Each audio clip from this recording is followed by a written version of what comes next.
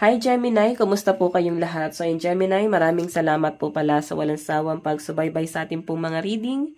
And kung ikaw ay bago pa lang sa ating channel, mag-subscribe na po kayo. Then i-click mo na rin yung ating notification bell para lagi kang updated sa ating mga bagong upload.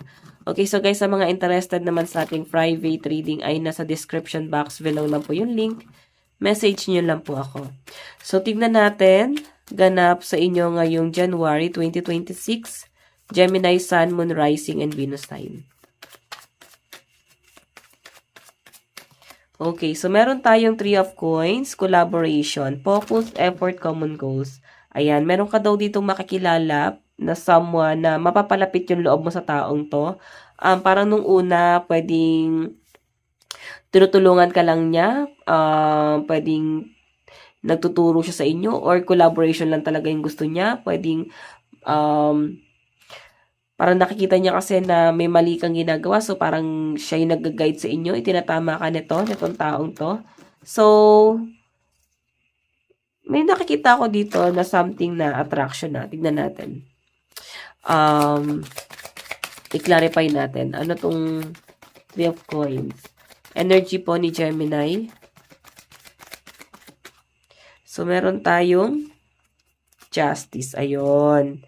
So, may mafo-fall dito. Pwede ma-fall ka dito sa taong to or pwedeng siya yung ma-fall. Hanggang sa parang masyadong komplikado to, Gemini, itong relationship na to, parang mahirap ilaban. Nakikita ko guys na masyadong conflict, so parang kailangan ng distance, no? And may ipipilit yung emosyon, ipipilit yung love. May person dito na parang ipipilit niya yung sarili niya dun sa inyo. Baka nahuhulog sa inyo, nagugustuhan ka talaga. Tingnan natin. Okay.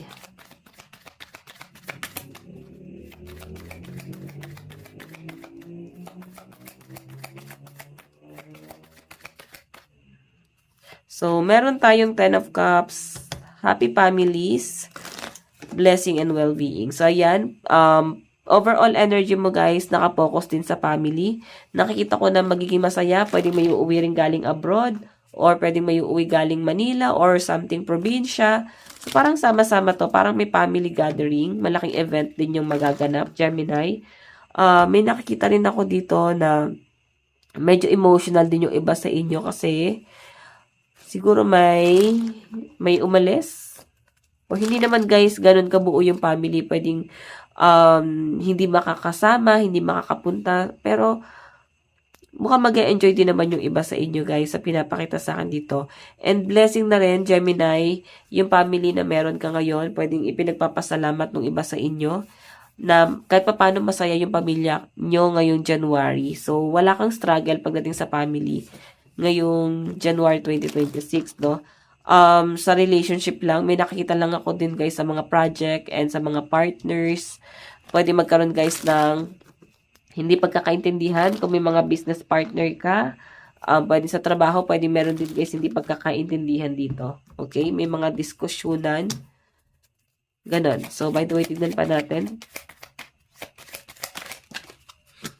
So, by the way, meron tayong 6 of Coins. Ayan, more on pagbibigay, no? Marami kang tutulungan, Gemini, nakikita ko yung pagbibigay mo rin ng tulong sa ibang tao, and again, hindi madamot ang mga Gemini ngayong January kasi hanggat meron ka, magbibigay ka. Nakakatuwa din yung energy ng mga Gemini ngayong January 2026 kasi parang marami kang tinutulungan, and siguro yung mga taong tinutulungan mo is yung mga taong tumulong lang din sa inyo. Sa malinaw po na pinapakita po sa akin dito. Okay, so nakikita ko rin sa inyo guys, yung bottom of the deck mo. 5 of Swords. May mga energy na parang hindi ka masyadong satisfied or medyo nalulungkot ka lang. May nangyari siguro guys na pwede ikalungkot mo na parang feeling mo hindi ka buo, no? Pwede may mga aalis na. May aalis na ng mga tao sa circle mo. Sabi nga nila, people come and go. Ganun talaga. So, kailangan lang go with the flow lang tayo, guys, no? Ganun talaga ang buhay. So, by the way, tignan pa natin Gemini. Pagdating sa kaperahan, pagdating sa pera ni Gemini, Gemini Sun, Moon, Rising, and Venus sign.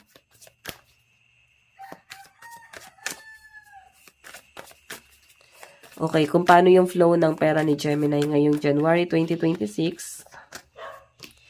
Wow, Knight of Wands.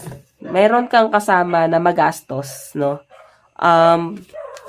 Naobliga ka na tulungan tong taong to. Mauobliga ka na parang suportahan etong taong to. Okay, ganun po yung pinapakita sa akin. And, yun nga lang guys, pwedeng masyado kang abusuhin na to. Mag-ingat ka na lang din sa mga mapang-abuso. Yung mga taong mahilig sa libre. Sige, tignan pa natin. May nakikita rin ako dito guys, ingat ka ha. Siguro maglaan ng pera pagdating sa health. Hindi maganda yung health na nakikita ko dito, pwede sa family or ikaw. Hindi naman ganun guys kalala. May mga magkakasakit lang. Ayun, may mga insidente lang din ako nakakita. Kunti lang naman, hindi naman guys masyadong alarming. Don't worry. So, pagdating sa flow ng pera mo. Balance lang yung nakikita ko guys. Nandun pa rin yung stress. Ingat ka rin kasi possible na baka maloko sa pera, maloko kayo ng mga supplier, maloko kayo ng mga malalapit sa inyo. So, ingat kayo guys sa mga pag-invest, sa sobrang pagtitiwala kasi nakikita ko yung energy mo dito as in down, no? Nakikita ko yung mga frustration mo pagdating sa flow ng pera mo ngayong January 2026, okay? So, tingnan natin. Meron ka atang inaantay na tulong dito, Gemini. Tingnan pa natin, Gemini, pagdating naman sa love life mo ngayong January 2026. Meron tayong Four of Swords, Rest, Recovery, Meditation, Planning, Healing, Retreat. So, yan. May mga nagmo-move on na Gemini dito. May mga nagre-recover. Mas gusto niyo ng pahinga muna, lalo na sa mga single. Gusto niyo muna magpahinga.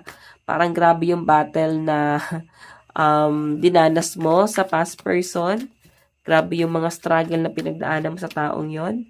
And napagod na din yung iba sa inyo na mag-antay. Siguro matagal na tong inaantay ng mga Gemini, pero yung energy mo guys, napagod ka na. And parang ready ka nang i-give up na yung emotion mo sa taong to, yung feelings mo sa kanya. Pagod ka nang mag-hold back. So parang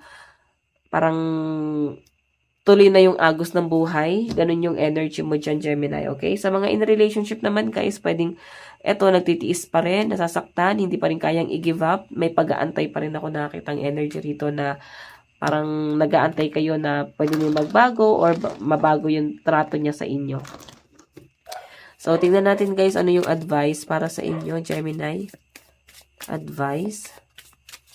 Meron tayong detoxify. So, yon, mag-unwind ka, mag-relax, huwag ka masyadong ma-pressure kasi grabe yung pressure mo ngayong January 2026. Mag-control ka lang din, syempre, sa emosyon mo. Iwasan maging impulsive. Mag-control ka lang din pagdating sa pera. So, lahat control, guys, no? Yun yung pinaka-main energy mo ngayong January. Mag-control din sa pagtitiwala para safe ka lang din, okay? So, by the way, Gemini, ito lang pong inyong reading. Maraming salamat. God bless and love you all. Bye-bye po.